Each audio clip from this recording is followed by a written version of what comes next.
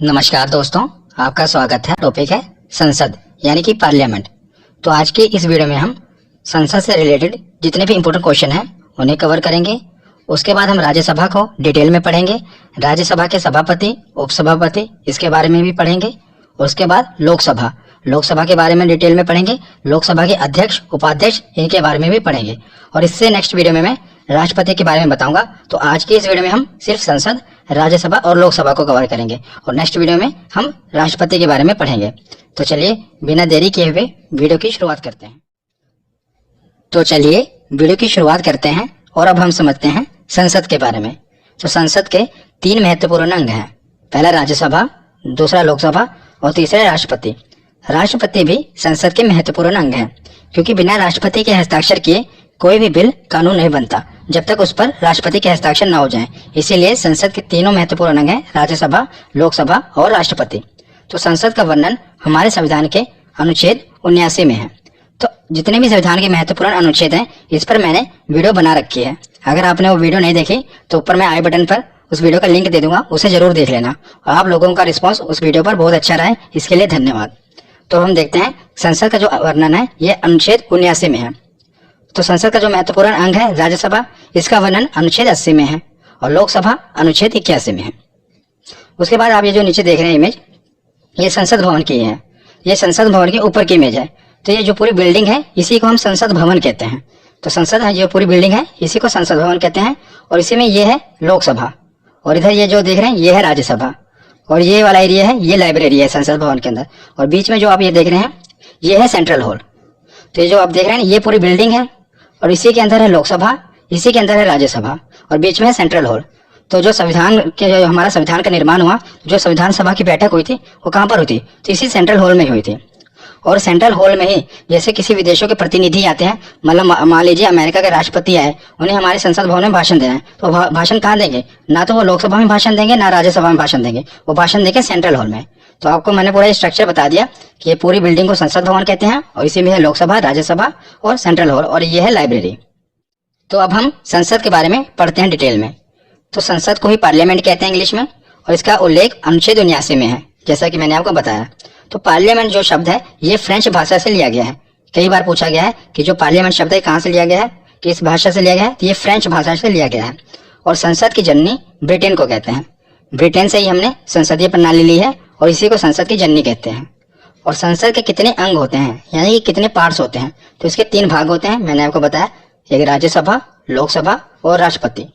और संसद के कितने सदन होते हैं, दोनों अलग अलग चीजें हैं। जब आपसे पूछा जाए कि संसद के कितने अंग होते हैं तो 3 अंग होते हैं, लोकसभा, राज्यसभा और राष्ट्रपति। पर जब पूछा जाए इसके कितने सदन होते हैं, यानी कि कितने हाउस होते हैं, तो 2 हाउस होते हैं, एक राज्यसभा और दूसरा लोकसभा। और जो भारतीय संसद भवन है इसका निर्माण किसने कराया था? तो एडविन लुटियंस और हर्बर्ट बेकर ने ही जो भारतीय संसद है, पार्लियामेंट का हमारे डिजाइन तैयार किया था। किसने? एडविन लुटियंस और हर्बर्ट बेकर। तो उसके बाद आगे हम देखते हैं कि संसद की बाहरी परिधि 144 ग्रेनाइट पत्थरों के स्तंभ पर टिकी हुई है।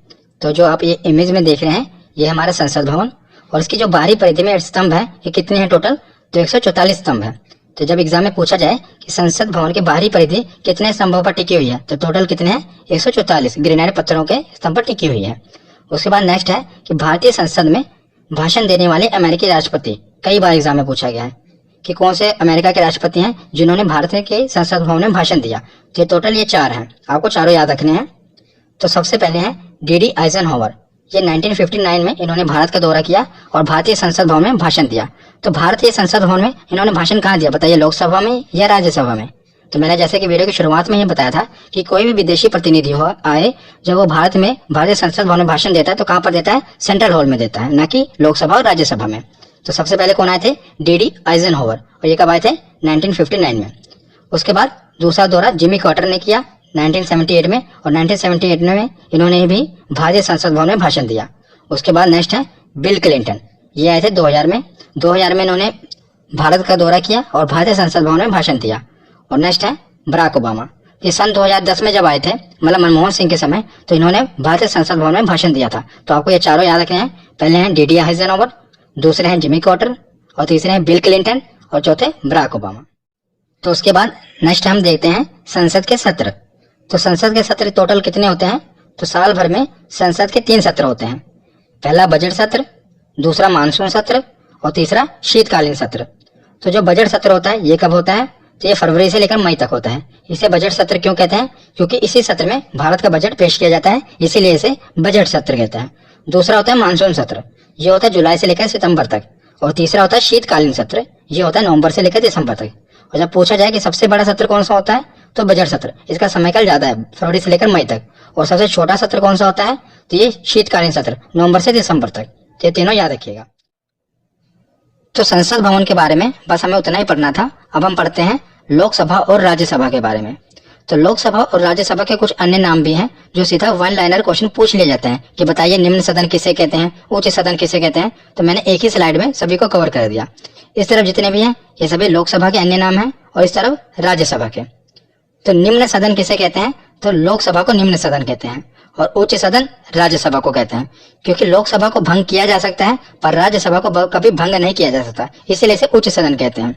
और हाउस ऑफ पीपल ये लोकसभा को कहते हैं और काउंसिल ऑफ स्टेट्स ये राज्यसभा को कहते हैं। क्योंकि जो जनता के द्वारा चुने गए प्रतिनिधि हैं ये कहाँ पर जाते हैं? लोकसभा में। और जो राज्यों के प्रतिनिधि होते हैं ये राज्यसभा में जाते हैं। तो जनता का सदन किसे कहते हैं? लोकसभा को। और चर्चित लोगों का सदन राज्यसभा को। प्रथम सदन किसे कहते हैं? लोकसभा को। द्वितीय सदन किसे कहते हैं? तो राज्यसभा को। क्योंकि जो जनता के प्रतिनिधि होते हैं वो लोकसभा में बैठते हैं, जो जिन्हें डायरेक्ट जनता चुनती है वो लोकसभा में जाते हैं। और राज्यसभा का अलग से चुनाव होता है, मैं आगे आपको वीडियो में बताऊंगा। इसलिए जो प्रथम सदन कहते हैं ये लोकसभा को कहते हैं और द्वितीय सदन राज्यसभा को कहते हैं। अस्थायी सदन कौन सा होता है? तो लोकसभा ही अस्थायी सदन है और स्थायी सदन राज्यसभा। ये कई बार एग्जाम में पूछा जाता है, वेरी वेरी इंपॉर्टेंट, कि अस्थायी सदन किसे कहते हैं? तो लोकसभा को। और स्थायी राज्यसभा को। स्थायी सदन राज्यसभा को क्यों कहते हैं? क्योंकि इसे कभी भंग नहीं किया जा सकता। और उसके बाद युवाओं का सदन लोकसभा को और बड़ों का सदन तो राज्यसभा को। ये कुछ अन्य नाम है जो कई बार एग्जाम में पूछे गए हैं। तो अब हमने लोकसभा और राज्यसभा के अन्य नामों के बारे में पढ़ लिया। अब हम देखते हैं कि लोकसभा में सदस्यों की संख्या कितनी होती है। तो अभी हाल ही फिलहाल में लोकसभा के सदस्यों की संख्या में बदलाव हुआ है, वो मैं आपको बताऊंगा। तो पहले लोकसभा में अधिकतम सदस्य कितने होते थे? अधिकतम हो सकते थे 552, जिसमें से 550 राज्यों और केंद्र शासित प्रदेशों से चुनकर आते थे, जिन्हें हम वोट देकर लोकसभा में भेजते थे। और 2 एंग्लो इंडियन होते थे जिन्हें राष्ट्रपति मनोनीत करते थे। 550 का चुनाव होता था और 2 राष्ट्रपति द्वारा मनोनीत किए जाते थे। तो 550 में से 530 राज्यों से आते थे सदस्य और 20 केंद्र शासित प्रदेशों से। तो ये एंग्लो इंडियन क्या होते हैं ये भी मैं आपको आगे बताऊंगा। अभी पर हाल ही फिलहाल में संविधान में एक संशोधन हुआ। तो संविधान संशोधन 104 के अंतर्गत क्या हुआ कि जो एंग्लो इंडियन थे इनका आरक्षण अब खत्म कर दिया गया लोकसभा से। तो जो पहले जो 2 सदस्य होते थे जिन्हें राष्ट्रपति मनोनीत करते थे, इनका आरक्षण क्या कर दिया गया? लोकसभा से खत्म कर दिया गया। तो अब पूछा जाए कि इनका आरक्षण खत्म करने के बाद अब लोकसभा में अधिकतम सदस्यों की संख्या कितनी है? तो कितनी हो सकती है? तो 550 हो सकती है, जिसमें से 2 तो खत्म हो गए तो बचे 550। तो टोटल ये 550 अब अधिकतम सदस्य हो सकते हैं, जिसमें से 530 राज्यों द्वारा और 20 केंद्र शासित प्रदेशों द्वारा। तो एंग्लो इंडियन कौन होते हैं मैं आपको बताता हूँ। तो जिनके पिता दादा परदादा यूरोप के यानी कि अंग्रेज हो और जो उनकी माँ हो भारतीय हो, तो उनकी जो संतान होगी वो एंग्लो इंडियन कहलाएगी। मतलब जब अंग्रेज भारत में रहते थे तो उन्होंने जब भारतीय महिला से विवाह कर लिया तो जो इन दोनों से जो संतान हुई वो क्या कहलाई? एंग्लो इंडियन कहलाई। मतलब पिता तो है अंग्रेज पर मां भारतीय है, तो इनकी संतान क्या कहलाएगी? एंग्लो इंडियन कहलाएगी। तो अभी तक क्या होता था कि लोकसभा में 2 एंग्लो इंडियन को राष्ट्रपति मनोनीत करते थे, इनका आरक्षण था। पर अभी संविधान संशोधन 104 के अंतर्गत एंग्लो इंडियन की सीट का जो आरक्षण है इसे खत्म कर दिया गया है। तो पहले 552 अधिकतम सदस्य हो सकते थे, अब 2 एंग्लो इंडियन को खत्म कर दिया गया सदस्यता। तो अब कितने हो गए? तो अधिकतम कितने सदस्य हो सकते हैं? हम 550 हो सकते हैं। आशा करता हूँ आपको डायग्राम से क्लियर होगा। तो अधिकतम सदस्यों की संख्या तो हमने देख ली। अब हम देखते हैं कि लोकसभा में वर्तमान सदस्यों की संख्या कितनी है। तो आप कंफ्यूज मत होइएगा कि अधिकतम सदस्यों की संख्या कितनी है, वर्तमान सदस्यों की संख्या कितनी है, इसीलिए मैंने डायग्राम से बताया। तो चलिए मैं आपको एक उदाहरण से और क्लियर कर देता हूँ। मान लीजिए जब आपने किसी कॉलेज में एडमिशन ली थी ग्रेजुएशन करने के लिए, तो उसमें सीटें होती थी ना, लिमिटेड होती थी। मान लीजिए जिसमें आपने एडमिशन ली थी उसमें 50 सीट थी ग्रेजुएशन के लिए। पर जब एडमिशन हुई बच्चों ने कितनी सीटों पर एडमिशन हुई? 45। 5 बच्चों ने एडमिशन नहीं लिया। टोटल कितने बच्चे एडमिशन ले सकते थे? 50। यह है अधिकतम संख्या। पर वर्तमान में अगर पूछा जाए कि उसमें कितने बच्चों ने एडमिशन ली तो 45। 5 सीटें भी खाली है ना।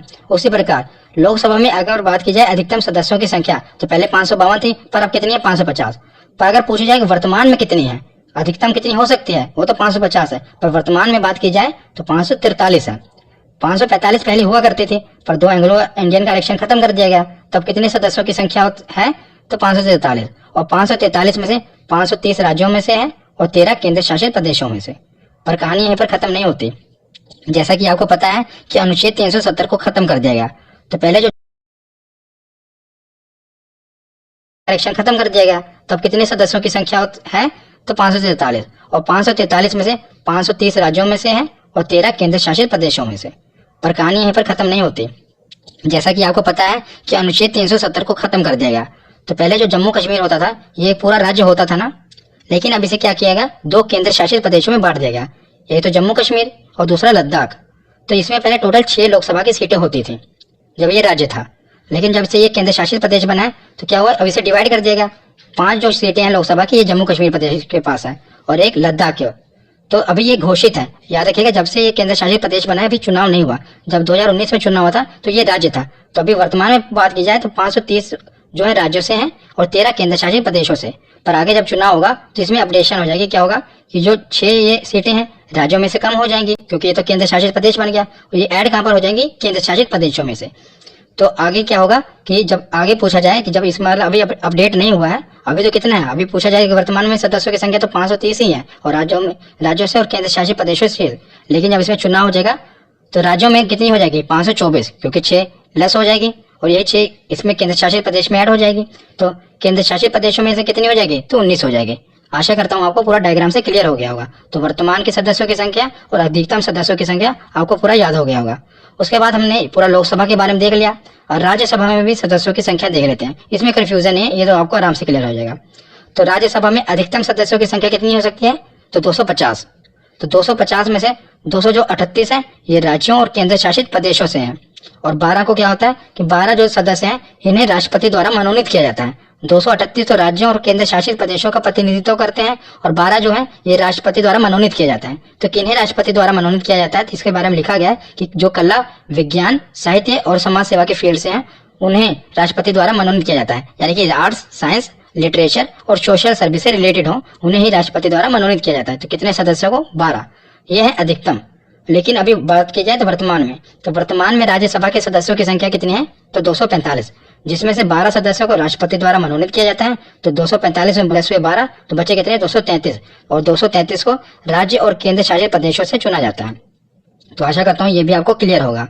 तो राज्यसभा और लोकसभा के सदस्यों की संख्या के बारे में हमने पढ़ लिया। अब हम लोकसभा और राज्यसभा को डिटेल में पढ़ते हैं कि इससे कौन कौन से प्रश्न बनते हैं। तो इन दोनों को मैंने इकट्ठे ही कवर कर दिया है ताकि आप कंपेयर करके पढ़ें, क्योंकि जब आप कंपेयर करके पढ़ेंगे ना तो आपको ये ज्यादा देर तक याद आएंगे। तो इस तरफ है लोकसभा और इस तरफ है राज्यसभा। तो लोकसभा का वर्णन अनुच्छेद 81 में है और राज्यसभा का वर्णन अनुच्छेद 80 में है। तो लोकसभा का कार्यकाल कितना होता है? तो लोकसभा का कार्यकाल होता है 5 साल और राज्यसभा का कार्यकाल, तो याद रखिएगा जब पूछा जाए राज्यसभा का कार्यकाल कितना होता है तो राज्यसभा का तो कार्यकाल अनंत होता है, क्योंकि ये तो कभी भंग ही नहीं होती। पर राज्यसभा के सदस्यों का कार्यकाल होता है 6 साल, याद रखिएगा। तो दूसरा पॉइंट है भंग। तो भंग किया जा सकता है, किसे भंग किया जा सकता है? तो लोकसभा को भंग किया जा सकता है, पर राज्यसभा को कभी भंग नहीं किया जा सकता। ये क्यों नहीं किया जा सकता ये मैं आपको आगे बताऊंगा। तो 2 पॉइंट कवर हो गए, इसे भंग किया जा सकता है, राज्यसभा को भंग नहीं किया जा सकता। तो योग्यता क्या होती है? मतलब जो लोकसभा का चुनाव लड़ेंगे, लोकसभा के सदस्यों की योग्यता क्या होगी? तो पहला तो वो भारत का नागरिक हो। दूसरी बात सबसे इम्पोर्टेंट, तो लोकसभा की जो सदस्यों की संख्या है न्यूनतम आयु कितनी होनी चाहिए? तो याद रखिएगा 25 वर्ष न्यूनतम आयु होनी चाहिए, 25 वर्ष, और सरकार के किसी लाभ के पद पर ना हो, और चौथा वो पागल और दिवालिया ना हो। तो ये जो 4 योग्यता होनी चाहिए जो लोकसभा का सदस्य है। राज्यसभा के सदस्यों में भी 3 योग्यता तो सेम ही है। पहला तो वो भारत का नागरिक हो, एक वो भारत के किसी सरकार के किसी लाभ के पद पर ना हो, और पागल और दिवालिया ना हो। पर ये जो सेकंड पॉइंट है ये इंपॉर्टेंट है कि उसकी न्यूनतम आयु कितनी होनी चाहिए? 30 वर्ष। तो लोकसभा में कितनी है? 25 वर्ष, और राज्यसभा में 30 वर्ष। ये कई बार एग्जाम में पूछा गया। तो राज्यसभा को मैंने आपको बताया था ना, बड़ों का सदन कहते हैं। याद रखिएगा ज्यादा बड़ी मतलब 30 वर्ष की आयु राज्यसभा में होनी चाहिए और लोकसभा में 25 वर्ष की आयु होनी चाहिए। तो जनता का सदन किसे कहते हैं? ये तो अभी तक आपको क्लियर हो गया होगा कि लोकसभा को जनता का सदन कहते हैं, क्योंकि जनता द्वारा चुने गए प्रतिनिधि इसमें जाते हैं लोकसभा में। और शिक्षितों का सदन किसे कहते हैं? तो राज्यसभा को। जैसा कि अभी आपने देखा ना, राष्ट्रपति किन्हीं किन्हीं मनोनीत करता है? जो art, science, literature, social science service में, इनको राज्यसभा में मनोनीत किया जाता है राष्ट्रपति के द्वारा। और बाकी भी जो राज्यसभा के प्रतिनिधि होते हैं ये बड़े बड़े पॉलिटिशियन होते हैं। मतलब आम आदमी सीधा राज्यसभा में नहीं जा सकता, आम आदमी तो लोकसभा में ही जा सकता है जिसे जनता सीधा चुनकर भेजती है। पर राज्यसभा में जो वोटिंग होती है ये एमएलए के द्वारा की जाती है, ये मैं अभी आपको बताऊंगा। इसीलिए जो शिक्षितों का सदन होता है ये राज्यसभा है और जनता का सदन लोकसभा है। तो उसके बाद अब हम आगे देखते हैं कि नेक्स्ट पॉइंट है चुनाव। तो लोकसभा में प्रत्यक्ष चुनाव होता है, मतलब चुनाव में जनता भाग लेती है। जहां हम ही चुनते हैं ना, हर 5 साल बाद लोकसभा का चुनाव होता है, उसमें जनता भाग लेती है। पर राज्यसभा में अप्रत्यक्ष चुनाव होते हैं। अप्रत्यक्ष चुनाव का मतलब जनता भाग नहीं लेती इसमें, राज्यसभा में। तो राज्यसभा का जो चुनाव होता है इसमें भाग कौन लेता है? तो विधायक यानी कि एमएलए भाग लेते हैं। एमएलए वोटिंग करते हैं राज्यसभा में और लोकसभा में जनता भाग लेती है, इसलिए इसे प्रत्यक्ष चुनाव और राज्यसभा को अप्रत्यक्ष चुनाव कहा जाता है। तो उसके बाद अब हम देखते हैं सदस्यों का चुनाव। तो सदस्यों का चुनाव लोकसभा में होता है 5 वर्ष पर। अभी 2019 में चुनाव हुआ प्रधानमंत्री का लोकसभा में, तो अभी आगे कब होगा? 5 सालों के बाद 2024 में। तो जनता के द्वारा चुने गए जितने भी प्रतिनिधि हैं लोकसभा में जाएंगे, तो 5 सालों के लिए कार्य करेंगे। अगर बहुमत की सरकार हो तब तो लोकसभा में 5 सालों के लिए कार्य करेंगे। तो 5 सालों के बाद ये इस्तीफा दे देंगे तो लोकसभा भंग हो जाएगी। पर राज्यसभा के केस में ऐसा नहीं होता, राज्यसभा कभी भंग नहीं होती। इसे बहुत ही व्यवस्थित तरीके से इसका चुनाव कराया जाता है। तो प्रत्येक 2 वर्ष पर 1/3 सदस्यों का चुनाव होता है राज्यसभा में। तो इनका कार्यकाल तो मैंने आपको बताया पीछे कि 6 सालों का होता है, पर इनका जो चुनाव होता है वो प्रत्येक 2 वर्ष में होता है। ये कैसे, ये मैं आपको अभी एग्जाम्पल से बताता हूँ। मान लीजिए पूरा राज्यसभा है, इसे 3 भागों में बांट दिया जाता है। क्योंकि देखा मैं ऊपर लिखा ना 1/3 सदस्यों का चुनाव होता है, तो ये मतलब कि 1/3 सदस्यों का पहले चुनाव होगा। मतलब इसे 3 भागों में बांट दिया गया। तो पहले जो इसमें मेंबर है, इस खंड में मेंबर है, इनका चुनाव मान लीजिए 2020 में हो गया। उसके बाद अगले 1/3 सदस्यों का चुनाव कब होगा? 2 सालों बाद 2022 में। तो अब जो इस खंड में बैठे हैं इनका चुनाव हो गया। उसके अगले 2 सालों बाद 2024 में जो इस खंड में बैठे हैं अब इनका चुनाव हो गया। तो 2-2 सालों बाद क्या हुआ? 1/3 सदस्यों का चुनाव हो गया। तो उसके बाद अब वापस फिर ऊपर आएंगे 2020 वाले में। तो अब इसमें 2020, 22, 24 हो गए थे, अब 2026 में इनका चुनाव होगा। तो जो इस तरफ के मेंबर थे, देखिए इन्होंने 6 साल पूरा काम किया ना, 2020 से लेकर 2026 तक, इसी तरह आगे चलता रहता है। तो इस तरह इनका चुनाव चलता है। तो इसमें कभी राज्यसभा कभी भंग नहीं होती, क्योंकि जब इस तरफ 1/3 सदस्यों का चुनाव हो रहा होता है तो 2/3 सदस्य तो होते ही है ना, उनका कार्यकाल अभी बचा ही होता है। तो इस तरह राज्यसभा कभी पूरी तरह से भंग नहीं होती। आशा करता हूँ आपको इसी बात से क्लियर हो गया होगा। तो लोकसभा और राज्यसभा के बारे में हमने पढ़ लिया। अब हम देखते हैं लोकसभा के पदाधिकारी के बारे में। तो लोकसभा के पदाधिकारी का वर्णन संविधान के अनुच्छेद 93 में है। तो लोकसभा के पदाधिकारी कौन कौन है? तो अध्यक्ष और उपाध्यक्ष। जिस प्रकार स्कूल में प्रिंसिपल और वाइस प्रिंसिपल होते हैं ना, पूरे स्कूल का संचालन करते हैं, उसी प्रकार लोकसभा के जो कार्य हैं इसका संचालन कौन करता है? तो अध्यक्ष करता है। तो सबसे पहले हम देखते हैं प्रोटेम स्पीकर। कि आखिर प्रोटेम स्पीकर कौन होता है? तो ये लोकसभा का अस्थायी अध्यक्ष है और प्रोटेम स्पीकर को राष्ट्रपति नियुक्त करता है। जब चुनाव होते हैं, जैसे अभी 2019 में चुनाव हुआ, हमने लोकसभा में सदस्यों को भेजा, कितने अभी मैंने आपको बताया कि वर्तमान में कितने हैं? तो 543 है। तो 543 जब सदस्य लोकसभा में जाएंगे तो इनको शपथ दिलाएगा कोई ना कोई। तो इसके लिए क्या करते हैं? राष्ट्रपति पहले एक प्रोटेम स्पीकर को नियुक्त कर देते हैं कि भाई जितने भी अब सदस्य हैं इनको आप शपथ दिलाओ। तो सबसे पहले प्रोटेम स्पीकर क्या होता है? इसका काम क्या होता है कि लोकसभा के जितने भी नए सदस्य हैं इनको शपथ दिलाता है, उनके मतलब सदस्यता के लिए, लोकसभा की सदस्यता के लिए। जब शपथ दिला देते हैं उसके बाद प्रोटेम स्पीकर का जो है काम खत्म हो जाता है, तो इसीलिए उन्हें अस्थायी अध्यक्ष कहा जाता है। तो वर्तमान में प्रोटेम स्पीकर कौन थे? तो वीरेंद्र कुमार थे। याद रखिएगा, पूछा जाएगा एग्जाम में, ज्यादातर पूछा भी गया अभी एसएससी के एग्जाम में कि वर्तमान में प्रोटेम स्पीकर कौन थे 17वीं लोकसभा में? तो वीरेंद्र कुमार थे, याद रखिएगा। तो अब हम देखते हैं अध्यक्ष और स्पीकर के बारे में लोकसभा के। तो लोकसभा के अध्यक्ष का चुनाव लोकसभा के सदस्यों द्वारा किया जाता है। तो पहले प्रोटेम स्पीकर जितने भी नए सदस्य होते हैं लोकसभा के उन्हें शपथ दिलाते हैं। उसके बाद जब वो सदस्य बन जाते हैं लोकसभा के, तो वो क्या करते हैं? अपने में ही लोकसभा का एक अध्यक्ष का चुनाव कर लेते हैं। तो जो लोकसभा के अध्यक्ष का चुनाव होता है ये लोकसभा के सदस्यों द्वारा ही किया जाता है। और याद रखिएगा कि लोकसभा के अध्यक्ष के रूप में इन्हें अलग से शपथ नहीं लेना पड़ता। एक बार तो इन्हें प्रोटेम स्पीकर शपथ दिला देते हैं ना लोकसभा के सदस्य की, उसके बाद जब ये अध्यक्ष बनते हैं तो इन्हें अलग से फिर लोकसभा के अध्यक्ष के रूप में कोई शपथ लेना नहीं पड़ता। एग्जाम में पूछा जाता है कि लोकसभा के अध्यक्ष के रूप में शपथ लेना पड़ता है, तो रखिएगा नहीं लेना पड़ता। और अध्यक्ष जो है लोकसभा के, ये अपना त्याग पत्र, मान लीजिए बाद में जब अपना ये जो त्याग पत्र देते हैं, इस्तीफा देते हैं, तो किसे देते हैं? तो उपाध्यक्ष को देते हैं। याद रखिएगा, अध्यक्ष किसको देते हैं? तो उपाध्यक्ष को। अगर मान लीजिए उपाध्यक्ष को इस्तीफा देना तो वो किसे देंगे? तो वो अध्यक्ष को देंगे। ये दोनों एक दूसरे को अपना इस्तीफा देते हैं। और बात करें वर्तमान में लोकसभा के अध्यक्ष कौन है, तो याद रखिएगा ओम बिरला, ये वर्तमान में लोकसभा के अध्यक्ष हैं। तो अब हम नेक्स्ट देखते हैं लोकसभा के अध्यक्ष के कार्य और अधिकार। तो पहला पॉइंट है कि लोकसभा के सभी कार्यों का सही रूप से संचालन करना और नियंत्रण करना, ये किसका काम है? लोकसभा के अध्यक्ष का। दूसरा पॉइंट है कि लोकसभा का अध्यक्ष ही संयुक्त अधिवेशन की अध्यक्षता करता है। जब मतलब कोई भी बिल हो जिस पर चर्चा करना बहुत ही महत्वपूर्ण हो तो लोकसभा और राज्यसभा का संयुक्त अधिवेशन बुलाया जाता है, और जो संयुक्त अधिवेशन बुलाया जाता है इसकी अध्यक्षता कौन करता है? तो लोकसभा का अध्यक्ष ही इसकी अध्यक्षता करता है। तीसरा पॉइंट है कि जब किसी विधेयक पर निर्णय न निकल पा रहा हो तो लोकसभा का अध्यक्ष निर्णायक मत दे सकता है। बहुत इंपॉर्टेंट है।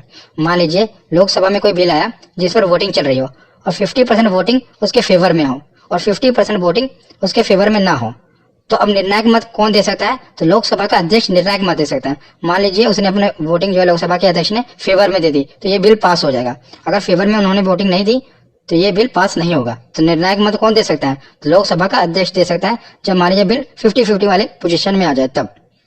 तो फोर्थ पॉइंट है धन विधेयक का निर्धारण लोकसभा का अध्यक्ष करता है। तो धन विधेयक क्या है ये मैंने संविधान के महत्वपूर्ण अनुच्छेद वाली वीडियो में बता रखा है, आप वो वीडियो जरूर देख लेना।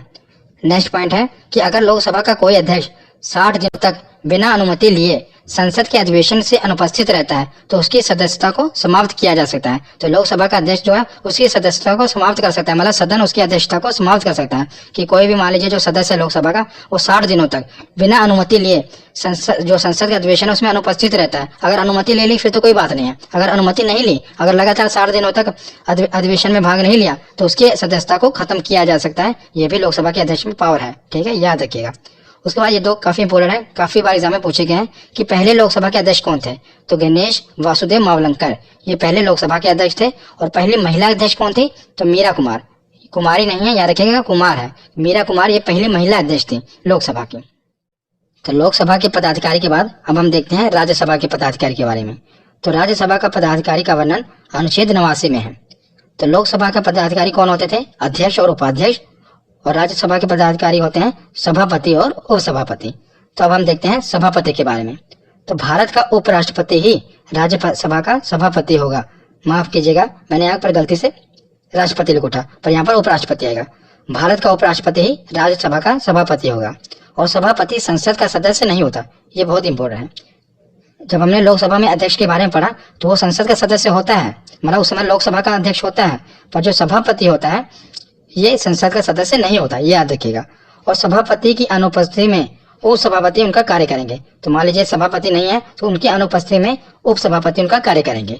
और सभापति जो है उपराष्ट्रपति होते हैं ये अपना त्याग पत्र राष्ट्रपति को देंगे। ये काफी बार एग्जाम में पूछा गया है, क्योंकि हम गलती कर देंगे कि जो सभापति हैं ये उपसभापति को अपना त्याग पत्र देंगे, पर नहीं, ये उपराष्ट्रपति होते हैं ना, तो जो उपराष्ट्रपति हैं ये राष्ट्रपति को अपना त्याग पत्र देंगे और उपसभापति अपना त्याग पत्र सभापति को। उपसभापति तो सभापति को देंगे, पर जो सभापति हैं ये किसको देंगे?